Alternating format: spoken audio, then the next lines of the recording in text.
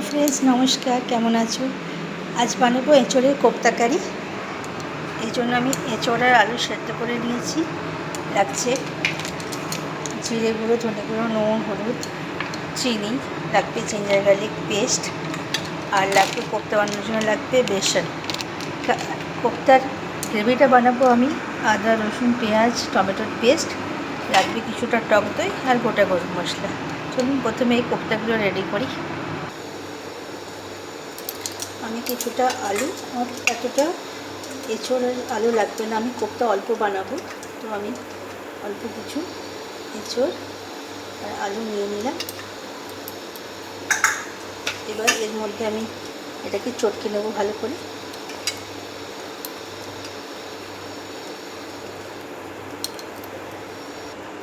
এঁচোড়টা ভালো করে আমি চটকে নিয়েছি। এর মধ্যে আমি দেবো পরিমাণ মতো নুন। আমি নুনটা সেদ্ধ করার সময় দিয়েছি, তাই অল্প দিলাম। দেবো চিনি, অল্প একটু জিরে গুঁড়ো,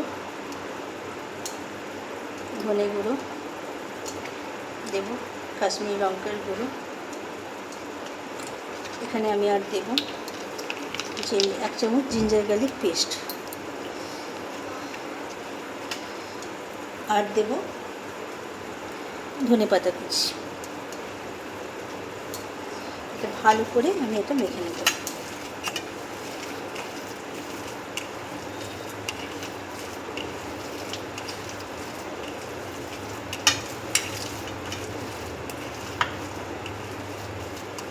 এটা মাখিয়ে নিয়েছি। এবার এটাতে আমি দেব 2 চামচের মতো বেসন।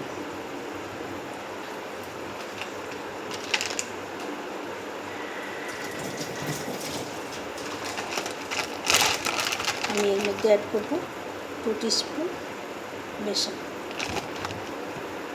বেসন দিলে কোপ্তাগুলো ভাজার সময় ভেঙে যাওয়ার ভয় থাকবে না। এটা মাখিয়ে নেব। এবার হাতে করে এরকম করে গোল গোল আমি কোপ্তা বানিয়ে নেব।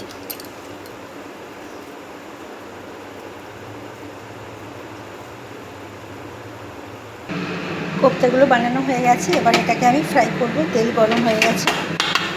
এবার এখানে তেলে দিয়ে এবারে ফ্রাই করব। আমি এখানে খুব বেশি তেলে ডুবো ফ্রাই করছি না, আপনারা চাইলে ডিপ ফ্রাইও করতে পারেন। লাল লাল করে সব ফ্রাই, সুন্দর করে লাল লাল করে কোপ্তাগুলো ফ্রাই করে নেব।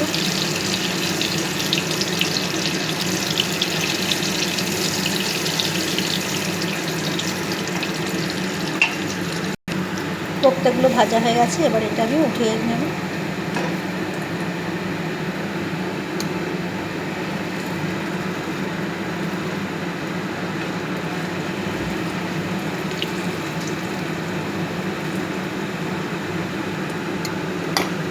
কোপ্তাগুলো তুলে এবার এর মধ্যে দিয়ে দেবো গোটা গরম মশলা আর তেজপাতা। এবার দেব পেঁয়াজ, আদা, রসুনের পেস্ট। আমি একসঙ্গে পেঁয়াজ, আদা, রসুন, টমেটো একসঙ্গে পেস্ট বানিয়েছি, এটা দিয়ে দিলাম।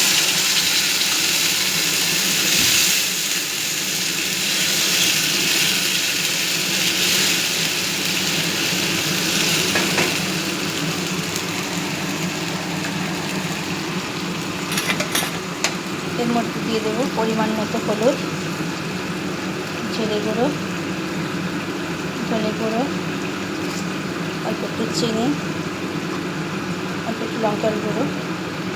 এবার এটাকে ভালো করে কষিয়ে দেবো।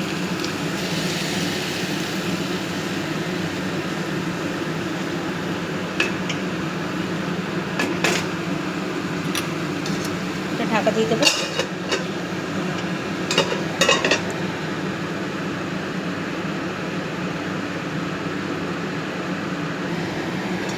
মশলা থেকে তেল বেরিয়ে এসছে।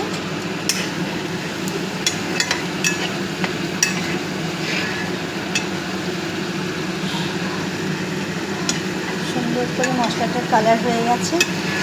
এবার আমি এর মধ্যে দিয়ে দেবো ফেটিয়ে রাখা টক দই।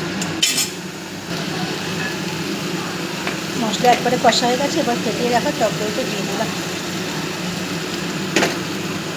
টক দই দিয়ে কন্টিনিউ নেড়ে নেব। টক দই দিলে গ্রেভির কালারটা একটু লাইট হয়েছে, কিন্তু খুব সুন্দর ক্রিম মতো দেখতে কারি।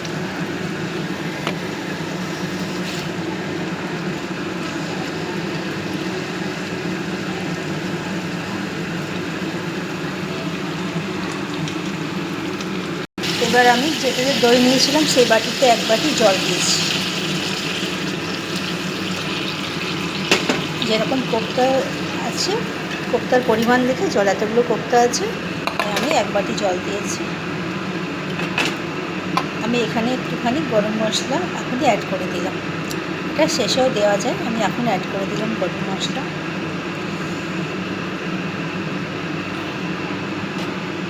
এবার জলটা ফুটে আসলে কোপ্তাগুলো দেবো।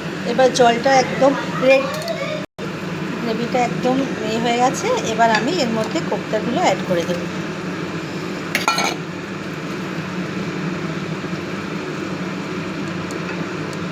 এবার দেবো উপর থেকে ধনেপাতা কুচি।